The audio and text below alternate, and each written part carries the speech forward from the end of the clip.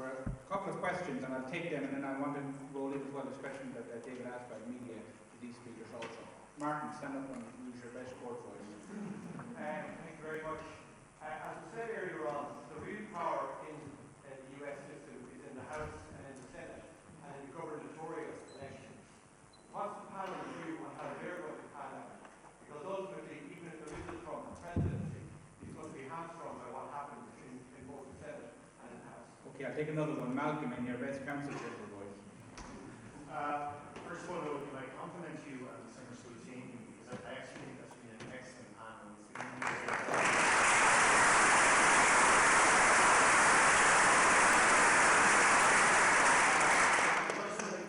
To that change in political divide, the Americanism versus globalism, and this point about the views of experts. And people will be aware that during the course of the Brexit debate, Michael Gove, the British minister, famously said, "We've had enough of experts." And is there this danger, and it ties into the digital media point. I actually think we mentioned socialism, so why not mention the great socialist Karl Marx? I think Marx was right. Marx famously said that the revolution will come when the tools of production are in the hands of the proletariat.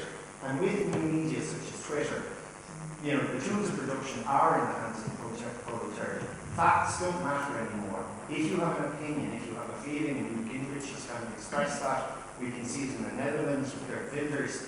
Now the facts don't matter anymore. So how do we, as the political establishment, kind of connect with those who feel that they are alienated? And one just brief comment on Larry Donnelly, and it's tied to this. Larry Donnelly, I noticed in his bio, describes himself, and reinforced my point, as a political commentator on the journal.ie. The problem is in the new world, everybody is a political commentator. Okay, let's roll some of those together. We'll start with Pat and work down. First is this question about we're in a post-fact era, and David's point that the media has sat out this. I mean, you can be impartial, and you can, this part of the world, media legally have to not be biased. But there's no bias in the facts, whether true or false. There's no neutrality about the facts. Has that been an issue this campaign? Well, I believe the media is just now trying to figure out how to cover politics in America in the age of social media. Okay, I think things are fun. The ground is shifting underneath everyone, and no one, I think, in the media, I think the entire media hasn't quite figured it out yet. I think piece by piece they are figuring it out. I think the Dallas Morning News figured it out. Okay, and they decided they had a responsibility to stand up, to speak out, and they did so boldly.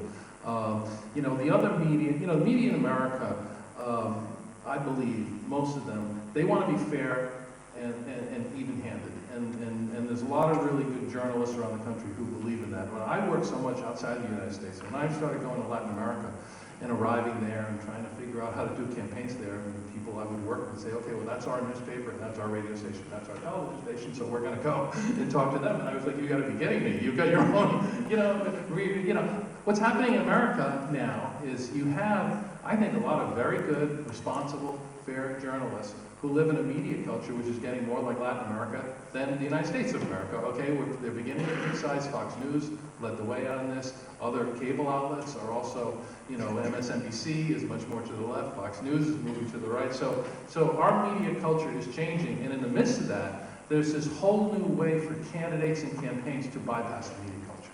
Okay, so the rules, I think, they're trying to figure out on the fly. I don't know if they're going to figure them out by election day, okay, in 2016. But I do think that the aftermath of this election, depending on the result, will reshape the media environment in America. And the media environment right now is being driven, for the most part, by revenue, which there is a lot of, particularly on the television side, and by the ability to move the course of events by the way that you cover things. Normally, a candidate like Trump, who's been getting very tough coverage, for example, from the New York Times, would not have survived that coverage. But Trump is able to bypass that coverage and talk directly to voters, principally through social media. So we'll see what happens in this election. The outcome, I think, will determine whether that the media changes. Okay, Larry? Yeah, I have kind of maybe a slightly cynical or even a flippant take on the media issue, and that is the media wouldn't continue. Remember, this campaign goes on forever. American campaigns go on forever. The media wouldn't be giving the Trump as much coverage as he gets if people weren't reading, clicking, watching, etc. Trump fascinates people. They go to these stories because they want to read them. You mentioned the journal.ie. In terms of the columns I've written on American politics, there's almost double the people read the columns that have Trump in the title versus the ones that don't. So to some extent, the media is only a reflection of what we're seeing out of what's there and what's in the public. So yeah, there's certainly an issue there about media coverage of politics, and I think again, Tad makes the case very well that social media kind of effectively bypasses in some of the old organs, both at national and local level. For instance, Kevin's paper, the Boston Globe, it doesn't have the same impact that it once did. But the landscape is transformed. So the bottom line is, if the media is only, I think, to some extent, a reflection of what's out there. Okay. But I mean, if Donald Trump can send a message directly to 11.9 million people, and nobody is mediating it, saying that's true, that's not true, that's nonsense, that's not factual, is that part of the problem? Well, what I would say is that certainly a platform like Twitter allows Trump, but also Hillary Clinton, Bernie Sanders, all of Trump's opponents.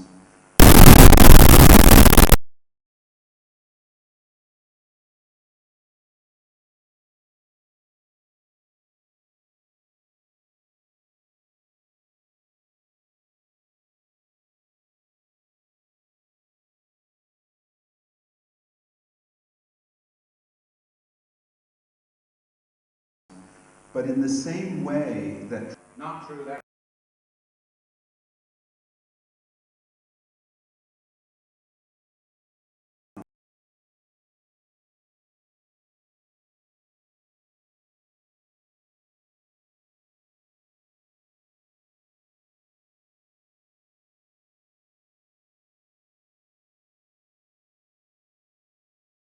they're at all critical of them. And so, bring the microphone here, but before we take the question, Tad and Larry, maybe Martin's question about the Congress, the House and the Senate. I mean, Stacy showed us the whole the Republican Party has. In both houses and on the governorship. Well, listen, first of all, we draw a line between the House races and I think the Senate and the gubernatorial races. Okay, then you get the presidential campaign. The House races, in large measure, are dictated by the districts that have been designed by Republican control of governors and state legislatures, and they have gerrymandered, that's the term we use, these districts, and have given them tremendous advantage. And so, unless there is a tidal wave of an election, and the electorate that turns out is so heavily Democrat, 8, 9 points plus Democrat, the Republicans are in a very good position because of that tactical advantage to hold on to at least the majority of the House. Not as big as they have right now, but to still hold on to the House. The Senate races, the gubernatorial races, they're different. They're like the presidential, the statewide races. So if if Hillary wins by any measure, a few points even, there's a very good chance the Democrats are going to take back the Senate.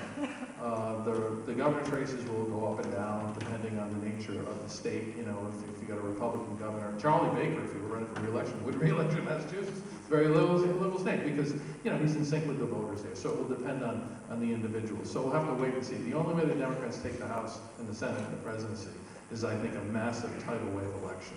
So right now, I think, they'll probably hold on to the House. I think we're going to get the Senate just because there's so many Republicans up, and it's likely to be, better elected for Democrats in general, and we'll have divided government, but, we'll see how divided it is when it's over.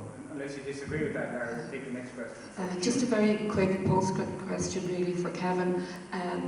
If the media have given a lot of coverage to both candidates, but I sense sometimes that because she's the more responsible candidate, she gets more forensic an analysis of every single thing she does, Hillary Clinton, whereas Trump is more like the Michael O'Leary style of campaigning. It's just oxygen he's going for.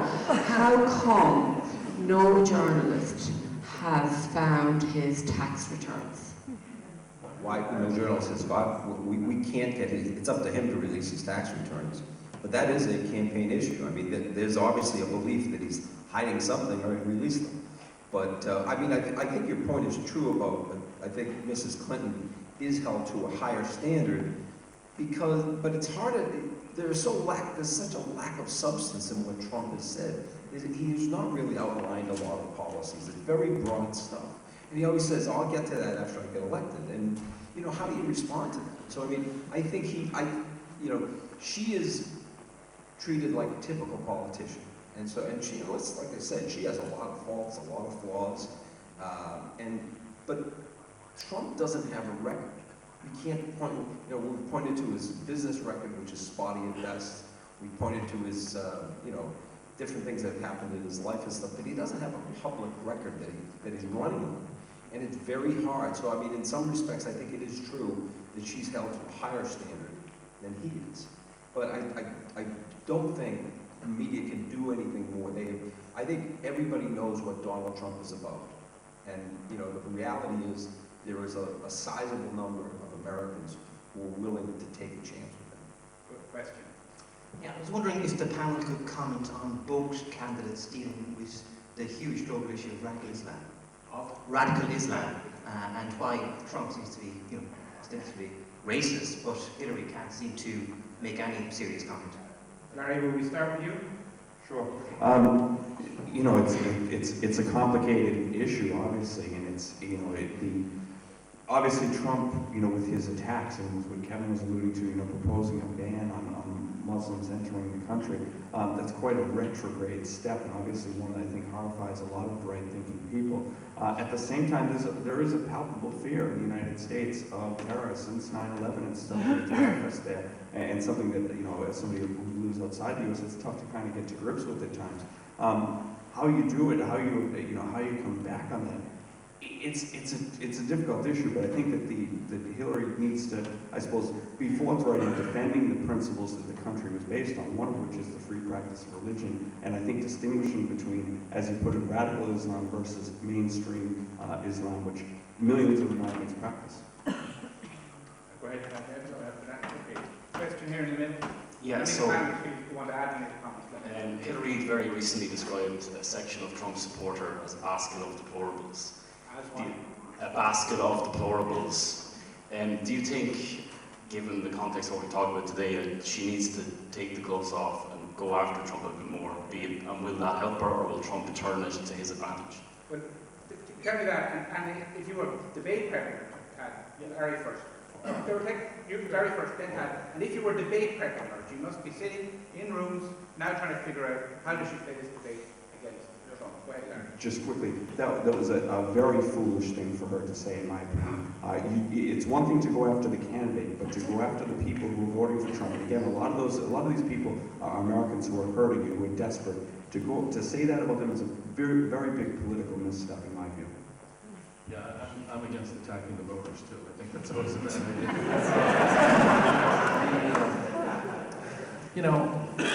I think Hillary Clinton and her campaign now need to work very hard to build up her favorables. Okay, they've spent $120 million on television advertising. They'll probably spend $200 or $300 million more between now and November.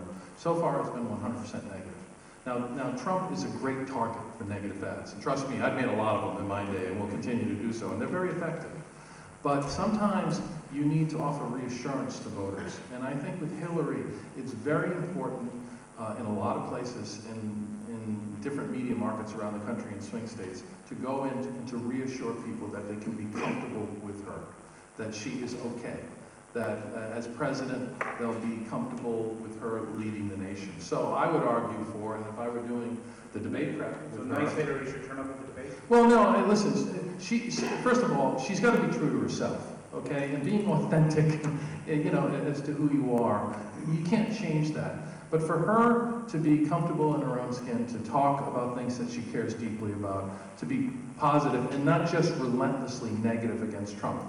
Paid media, you can make a choice, okay? If you want to understand a campaign strategy, look at their ads and look at where they're playing their ads. Okay, that is the objective manifestation of strategic intent, where you buy advertising and what it says, because you control it totally and it's driven by the information that you have in research. But I think these debates are going to be more important than any debate since 1960 in the United States. Because the voters are so skeptical about the process and about the media, frankly, that when the candidates stand on the stage, the voters are going to say, aha, forget the ads, forget the coverage, I can figure this one out for myself. And by the way, when I worked here in 2007 in Ireland, I saw the same thing. Countries do not want to give any democratically elected government a third term. In America right now, they're looking at a fifth Clinton-Obama term. Okay? I mean, that's effectively the way they see this thing. And they don't want to give it, that's the headwind she's against.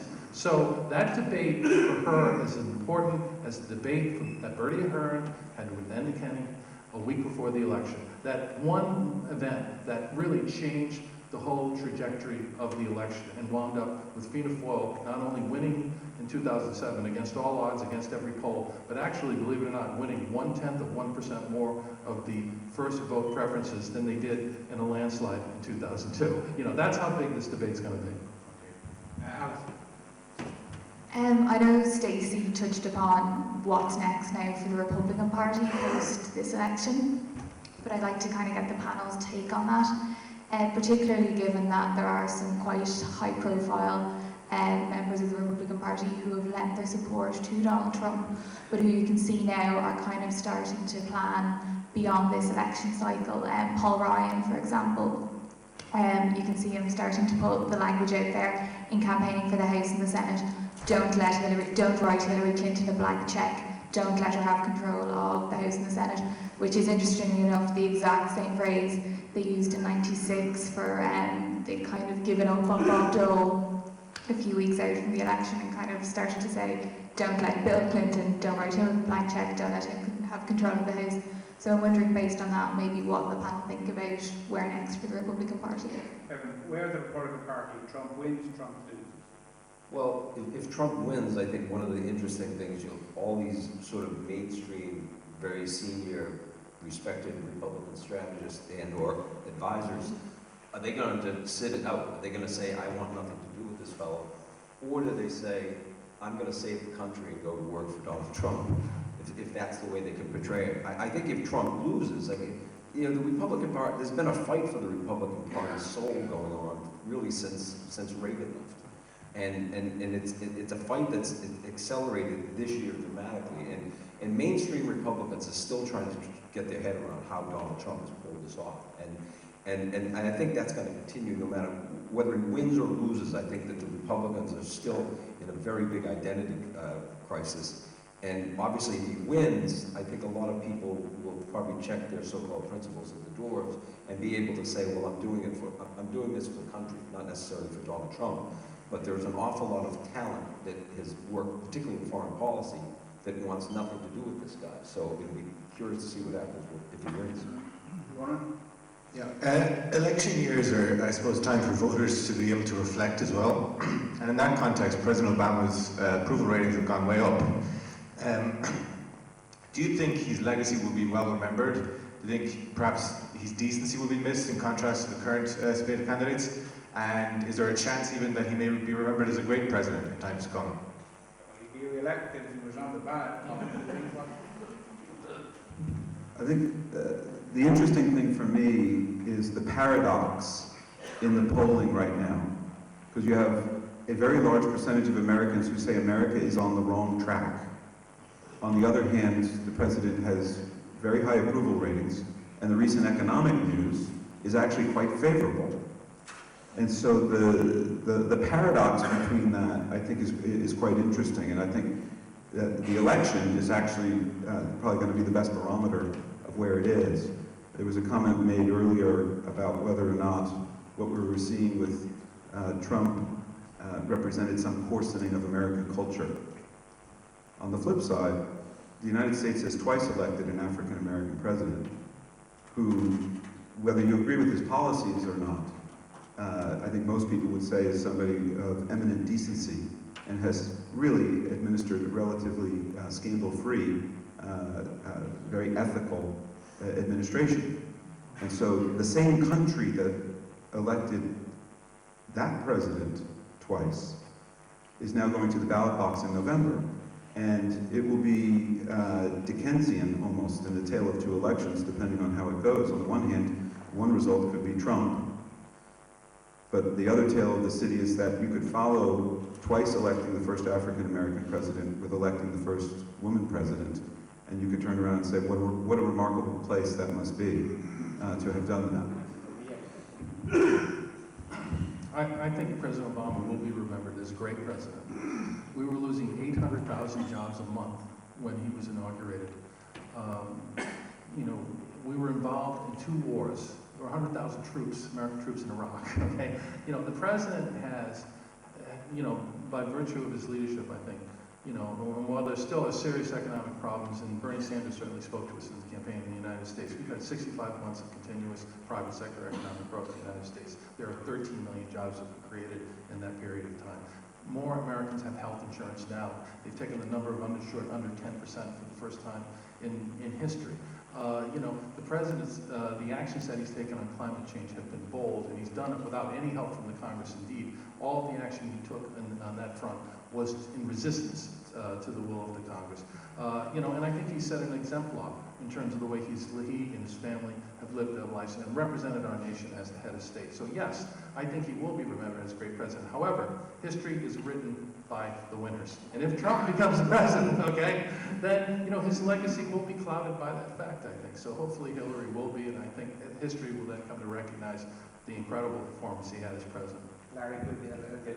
Very quick point. I just think one thing we haven't talked about much and hasn't been talked about in the United States much is African American turnout. President Obama can play a very big role on that front, and it's vital for Hillary to be reelected if he's going to have a legacy. Okay. Question here, and I'll take the next one there then. Yeah, hi. I think for many Americans that they feel that the two-party system has not served them well, and that I think that many of them actually believe that they become indistinguishable in terms of parties because they're basically both bought out. And this is one of the things that really have touched the nerve with a lot of people, a lot of Bernie supporters, is that now, you know, things are being basically run not by people, they're being bought out by money, basically. I think the next question with that. Go ahead, yeah. So I think one of the things is, like, even in terms of like the media and stuff, the distrust of the media, many voters view that as this is part of the oligarchy, that it's basically 6 media corporations out there, and they're not reporting the news. They're actually trying to drive and make the news. They're not actually reporting the news properly. And one thing that if you talk to really strong Bernie Sanders supporters, they are not, many of them are not getting on board with Clinton because they do not believe that Bernie, you know, lost the election fairly. And there was a major study that was actually done, I think it was by Stanford, that basically said that, you know, Bernie won the election, is what they were saying, because of all the vote rigging that was going on. And this is not being covered by the media at all. It's being covered in some places, and this isn't even just like a small organization that came out with this.